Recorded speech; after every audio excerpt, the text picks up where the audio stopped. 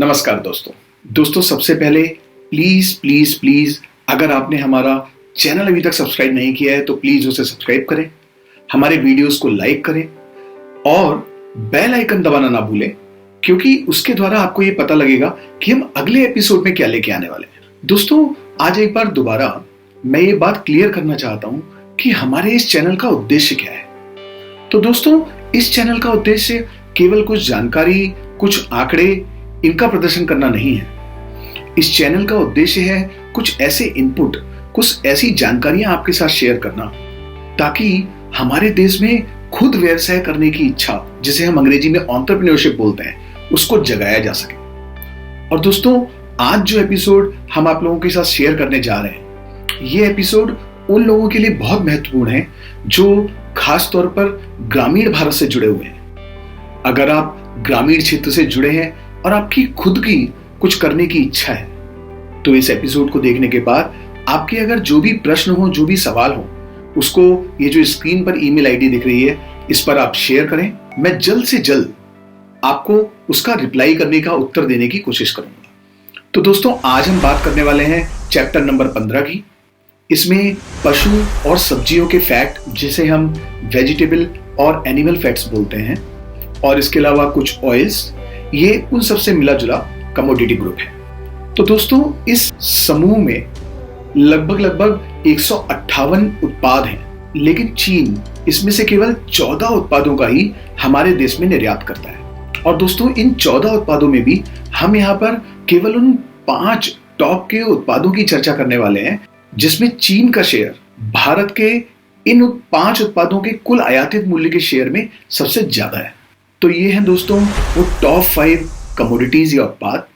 इन 5 उत्पादों में से जिसकी हम विशेष तौर पर आज चर्चा करने वाले हैं दोस्तों, वो है फिश लिपिड ऑयल, जिसे हम आम भाषा में मछली का तेल भी कहते हैं। अप्रैल 2019 से लेके इस वर्ष के फरवरी माह तक भारत में लगभग 70 करोड़ रुपए के मछली के तेल का हमारे देश में आयात किया था, और जिसमें से 66 करोड़ रुपए का मछली का तेल केवल और केवल चीन से आया है। और चीन का इस मछली के तेल के कुल आयातित मूल्य में 94% से ज्यादा का शेयर है। तो आइए दोस्तों, बात करते हैं मछली के तेल के बारे में। सबसे पहले देखते हैं कि पिछले 10 सालों में ये परिवर्तन आया कैसे। सन 2010-2011 में हम लगभग 4 करोड़ रुपए का मछली का तेल अपने देश में आयात करते थे, और वही इस वर्ष के फरवरी माह तक 70 करोड़ तक पहुंच चुका है। तो इसमें लगभग 1577% का उछाल आया है। वहीं अगर इसी समय में हम चीन के द्वारा हमारे देश में जो मछली का तेल निर्यात किया गया है, अगर वो देखें, तो चीन 2010-2011 में 95 लाख रुपए का मछली का तेल हमें निर्यात करता था। वही चीन आज हमें 66 करोड़ रुपए से ज्यादा का मछली का तेल निर्यात करता है, यानी 6914% की वृद्धि। और दोस्तों, अगर यही डेटा हम पिछले केवल 5 सालों का देखें, तो हमारे कुल मछली के तेल के आयातित मूल्य में 920% की वृद्धि हुई है, जबकि इसी समय में चीन के द्वारा इसमें वृद्धि हुई है 2355% की। आइए अब बात करते हैं मछली के तेल के बारे में। दोस्तों, ये हम में से लगभग सभी को पता है कि मछली का तेल हृदय रोग, कोलेस्ट्रॉल, डिप्रेशन, गठिया और कैंसर जैसी चीजों में काम आता है। तो दोस्तों, सबसे पहले तो ये समझ लीजिए कि मछली के तेल की डिमांड, मांग शहरी क्षेत्रों में ज्यादा है, और ये मांग है इसमें मौजूद एक वसी अम्ल, जिसे फैटी एसिड बोलते हैं, उसकी वजह से। इसे हम लोग ओमेगा 3 या ओमेगा 3 फैटी एसिड बोलते हैं। यहाँ दोस्तों, एक चीज आपको जानना बहुत जरूरी है, वो ये कि ओमेगा 3 फैटी एसिड में 3 तरह के फैटी एसिड्स होते हैं। वो 3 फैटी एसिड्स हैं, ALA, EPA और DHA। तो दोस्तों, ये जो ALA वाला एसिड होता है, ये आता है वनस्पतियों से, पेड़ पौधों से, और जो EPA और DHA है, वो आता है एनिमल से, पशुओं से।